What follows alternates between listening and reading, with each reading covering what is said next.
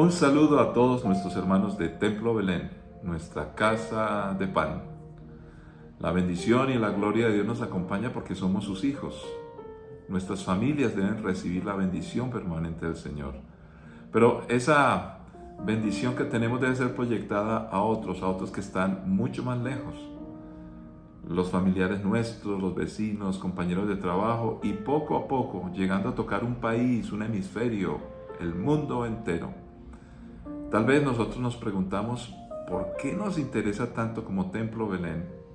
Y yo más bien diría, como iglesia del Señor Jesucristo, porque está en su palabra, tocar el mundo, trastornar el mundo con el poder del Evangelio. ¿Por qué hacemos tanto eco de esforzarnos de la mejor manera posible, de forma voluntaria, pero con un compromiso férreo para llevar el Evangelio a todos los lugares de la tierra? Eso nos define como iglesia. Templo Belén, casa de pan. Nosotros repartimos el pan de vida desde acá hasta lo último de la tierra. Por eso queremos bendecirles a todos. Saludos a aquellos que están en otras ciudades, otros países. Pero recuerda, es bueno tener un grupo con quien reunirse, ya sean en los grupos pequeños, en las células o también en el templo cuando nos reunimos en un lugar especial para adorar al Señor. Por eso nuestra oración misionera en el día de hoy tiene que ver con un efecto del Evangelio. Hoy se habla de la globalización por los intereses humanos, pero desde el corazón de Dios, por su amor, Dios ha querido llegar a todo el mundo, porque de tal manera amó Dios al mundo que ha dado a su Hijo unigénito para que todo aquel que en Él cree no se pierda, mas tenga vida eterna. Padre, nos esforzamos y nos unimos como iglesia para llevar el Evangelio a todos los lugares de la tierra, Señor. Porque este amor tan bello y tan hermoso que nos ha transformado, nos ha tocado, no puede quedarse excluido o recluido más bien o reducido a un espacio personal y egoísta. Queremos compartirlo a todo el mundo para tu honra y gloria y bendición de ellos. Por eso te pedimos que bendigas a cada creyente que está permanentemente orando, que está queriendo enviar, ir, que está dando, Señor, a cada uno de ellos, los niños, los adultos, los pequeños, los grandes, Señor, todos nosotros somos iglesia, la tarea es para todos. Te pedimos por los obreros que ya nosotros tenemos en campo, Señor, allí en aquellos lugares de la tierra, oh Dios, donde estén compartiendo el Evangelio, porque sabemos que las personas están esperando que los hijos de Dios se manifiesten, más obreros para la mies, en el nombre de Cristo Jesús. Amén. Y con esa conciencia vamos a leer un texto que es muy importante para nosotros como Templo Belén y bien importante para nuestro propósito como creyentes que reafirmamos y como iglesia en este comienzo de año. Mateo 24:14. Dice la palabra: y se predicará la buena noticia acerca del reino por todo el mundo, de manera que todas las naciones la oirán, y entonces vendrá el fin. Padre, gracias por tu palabra, que con suma urgencia, como siempre la necesitamos, en Cristo Jesús. Amén. Este pasaje nos habla de todas las naciones van a oír un mensaje muy especial. Pero, ¿qué es lo que escuchan las naciones? Y por los resultados que se dan, esos resultados reales, la sociología los estudia, la economía, las noticias, nosotros mismos en nuestra experiencia personal lo notamos. Encontramos que están escuchando muchas ideas y muchas cosas. Pero comentemos simplemente una noticia que salió en una de las famosas revistas de Colombia. La historia de doña María Antonia Cuero Rentería. 122 añitos nada más, 122. En esta revista, en su sección de vida moderna, encontramos un artículo bien interesante. Y dice que hay cifras hoy en día donde 14 de cada 100 colombianos son mayores de 60 años. De este porcentaje, 55.1% son mujeres, 44.9% hombres. Hace una década, ese número llegaba a 9. 9 de cada 100 colombianos tenía esta edad. 38 años atrás era de 7. Esto ratifica que Colombia, como otros países de América Latina y el Caribe, está envejeciendo. El caso de esta señora es bien interesante, 122 años, increíble.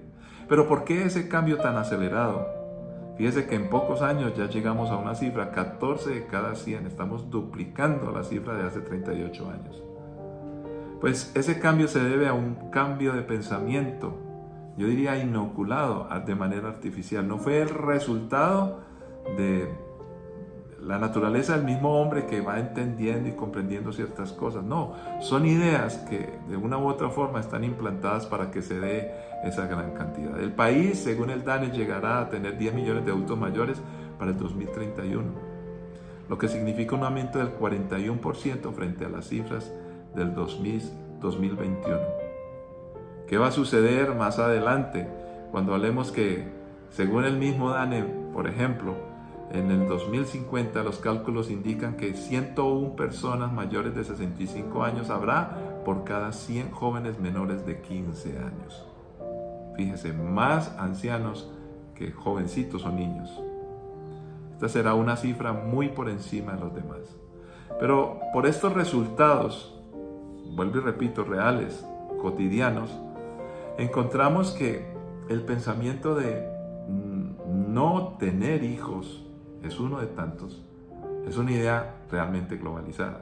Sin embargo, los bastiones o formas de pensamiento que se mantienen todavía pensando que tener hijos es bueno, están representados, uno, en el cristianismo puro. Estamos hablando de un cristianismo bíblico. El judaísmo ortodoxo, los judíos, ellos piensan en tener hijos. Inclusive hablemos de una religión que no es cristiana, pero es monoteísta, el Islam. Recuerden que los musulmanes creen que ellos descienden verdaderamente de Abraham. Entonces tiene un origen común en el mismo Dios. Y ellos sí que tienen hijos. ¿Por qué se ha llegado a esto? La narrativa, filosofía, discurso y pensamiento del mundo. ¿Qué es lo que suena y qué es lo que convence a la gente hoy? ¿Qué es lo que el mundo está escuchando? Porque el texto que iniciamos leyendo nos dice que todo el mundo oirá. Cuando todo el mundo escuche el Evangelio, entonces vendrá el fin. ¿Pero qué es lo que la gente escucha? Hagamos un repaso y no quiero ser pesado con esto, pero será bien interesante. Hay un documento de la Universidad de SAP, el señor Oscar Arcos, habla de teorías y enfoques del desarrollo. Fíjese, estamos hablando del desarrollo. ¿Quién no está de acuerdo con el desarrollo? Ahora, ¿qué es? Bueno, miremos. En este artículo se dicen cosas interesantes. La cuestión del desarrollo desde los inicios con Adam Smith, John Stuart Mills y el mismo Karl Marx y unos más, otros había también, tuvo que ver con una determinada concepción de la vida humana buena. Estos tres autores, dice el escritor, ellos empezaron a hablar del desarrollo de la humanidad en términos de buscar una vida humana buena, el bienestar de la humanidad. Smith, quien murió en 1790, fue el padre de la economía moderna. Él habló del libre mercado, que los precios se determinan por un sistema, cada persona es libre de hacer sus negociaciones, en fin. Mills muere en 1873, estamos hablando de muchos años después, 100 años después más. Él dice, bueno, lo que pasa es que el individuo es importante mientras no le haga daño a nadie. Esta es una frase que ya no suena a nosotros. Mientras yo no le haga daño a nadie, yo puedo hacer lo que quiera. Pero también habló de un despotismo benevolente, esto es, el déspota que gobierne, mientras sea bueno con todo el mundo, pues que sea un poquitico déspota. Y habló del socialismo liberal. Fíjese cómo empieza a cambiar la teoría. Luego aparece Marx, un poquitico después murió él, en 1883, y habló de la ciencia social. Y escribía acerca del problema de la dictadura de la burguesía. Marx fue un judío que se convirtió al cristianismo porque no le convenía ser judío en esa época. Pero fíjese que él escribió un texto, en sus primeros escritos hay uno que por lo menos yo no sabía, acerca de la unión de los creyentes, o más bien de estar unidos en Cristo. Recuerden que el capítulo van de 15, los versículos 1 al 14, habla de la vid y los pámpanos. Ahora, este autor que está nombrando estos personajes dice, y vamos a ir a la palabra enseguida, no se necesita entender el crecimiento desde la perspectiva de la voluntad de Dios. Esto es algo científico. Es más o menos la postura que tenía inclusive Adam Smith. Pero fíjese la conclusión que llega el autor del escrito. Los problemas del desarrollo están relacionados con el progreso económico y social y en relación con el atraso.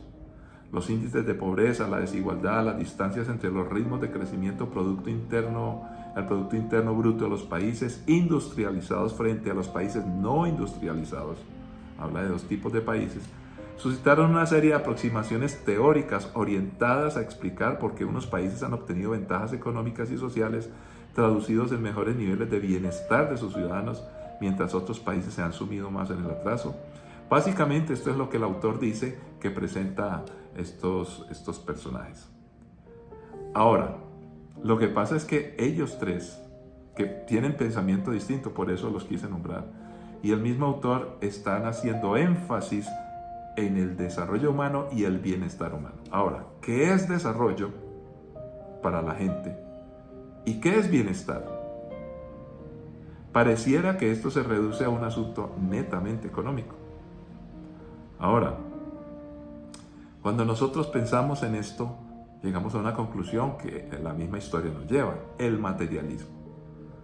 El bienestar y desarrollo en términos materialistas.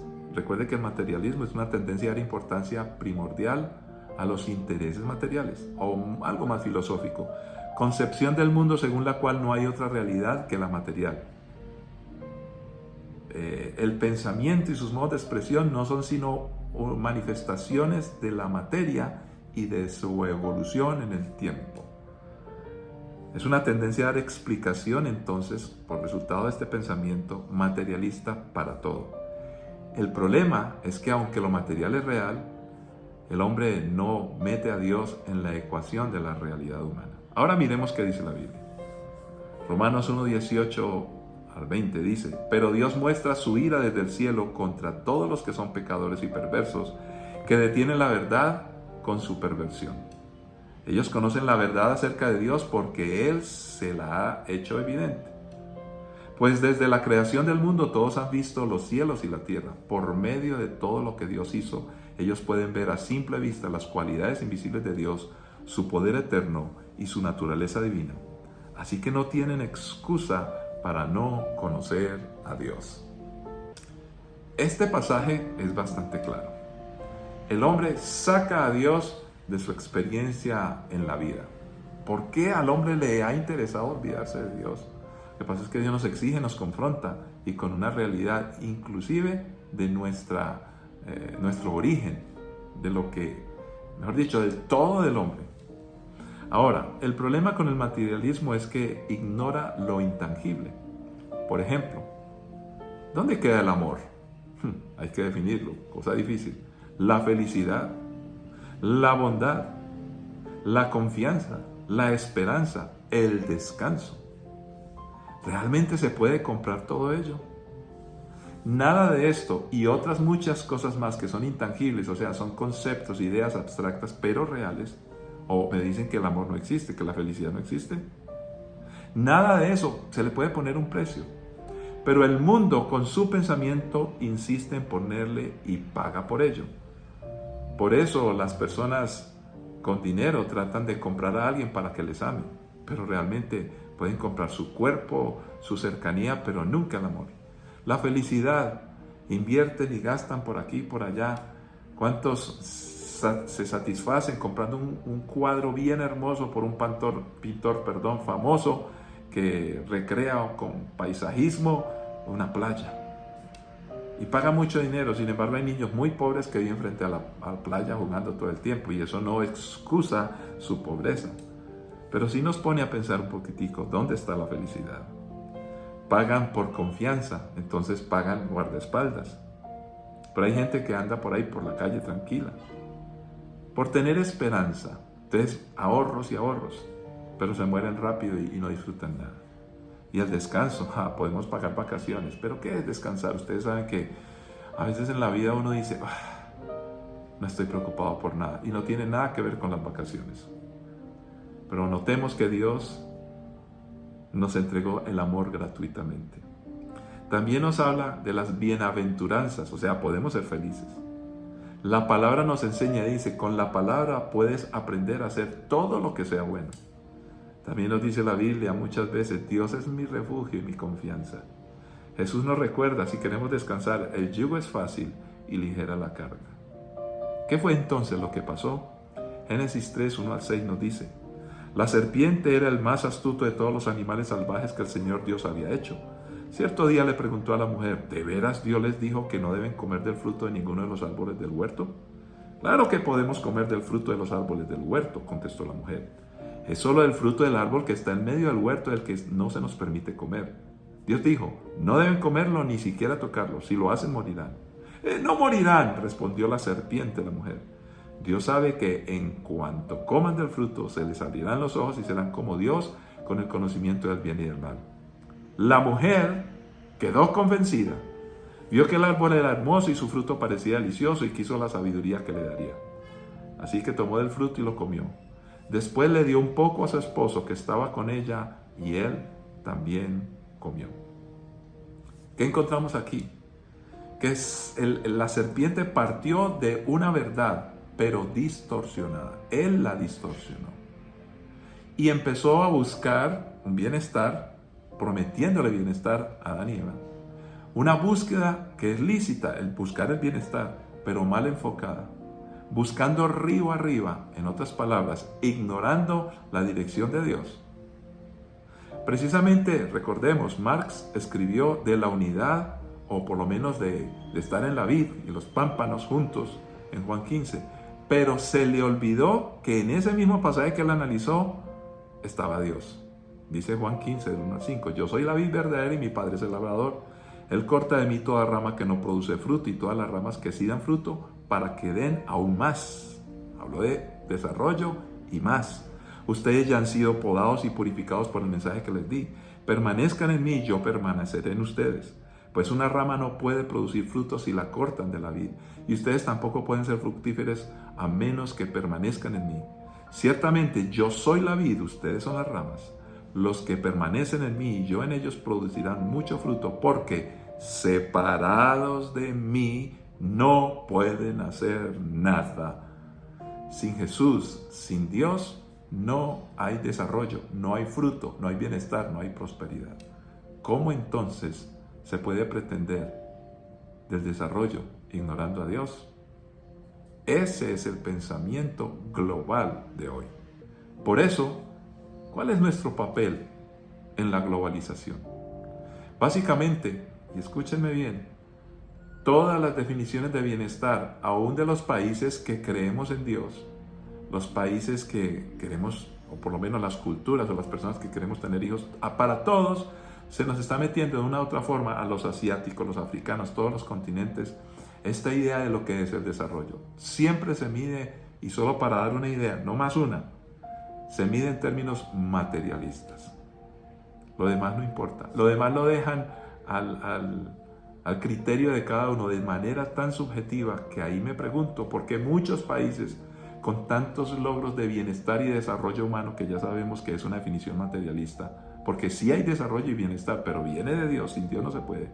Porque estos países, teniendo todo esto, encuentran altas tasas de suicidio. Definitivamente nuestro papel y rol es llevar la verdad de nuevo a todo el mundo, un pensamiento diferente. Imagínense, ¿recuerdan? La serpiente engañó con una idea tergiversada e hizo olvidar de Dios. Pero Dios le dijo a la serpiente, pues esta mujer, la mujer, Dios levanta a la mujer, lo que ella produzca, en otras palabras, la simiente, dice, va a herirte en la cabeza. Se refiere a Jesucristo. Por Jesucristo todo se recrea. Recuerdan, Génesis, generación. El hombre degenera todo y en Jesús se regenera todo. Por eso hablamos de regeneración.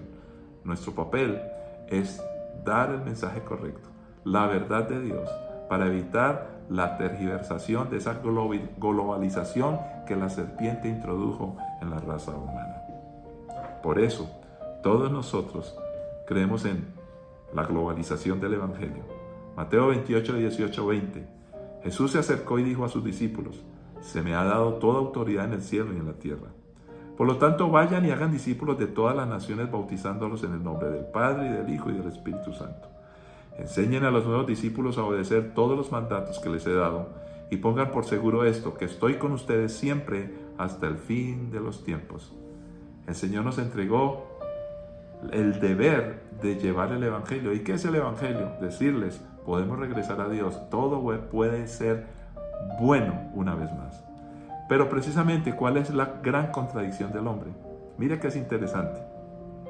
Hoy se habla de filosofía. Acabamos de exponer las teorías de la economía o todas estas cosas que se hablan hoy que son importantes. Y siempre surgen del producto de la reflexión para llegar a unas conclusiones, estas teorías, que se deben llevar a la práctica para ver si es verdad. En otras palabras, parten de ideas y las ideas son intangibles hasta que se llevan a la práctica. Para ellos sí vale pensar primero en lo intangible y luego desarrollar cosas, pero cuando se habla del cristianismo, del intangible de intangibles, pero real, de lo más abstracto, pero sigue siendo real, las ideas de Dios, ahí sí nos critican. No se vale la fe y se vuelve a pensar en otras cosas que para nada nos ayudan a desarrollarnos como seres humanos y a tener bienestar. Por eso, en el mandamiento este que leímos, de hacer discípulos, de llevar el Evangelio, globalizarlo, es porque se me ha dado toda autoridad en el cielo y en la tierra, dijo Jesús. ¿Qué quiere decir cielo y tierra?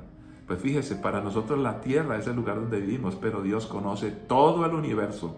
Y es allí, en lo desconocido, que hablamos de lo espiritual y hablamos de lo intangible. Que existe, por eso todos amamos, existe, lo sentimos, su efecto, pero es difícil meterlo en los cálculos tan humanos porque estamos limitados. Mateo 16, 19 nos dice, y te daré las llaves del reino del cielo. Todo lo que prohíbas en la tierra será prohibido en el cielo, y todo lo que permitas en la tierra será permitido en el cielo. Esa interacción, cielo-tierra, tierra-cielo, nosotros tenemos esas llaves porque por Jesucristo llegamos al Padre. Podemos traer el mensaje intangible y abstracto, pero ¿cómo vamos a hacerlo? Ahí tenemos un gran desafío.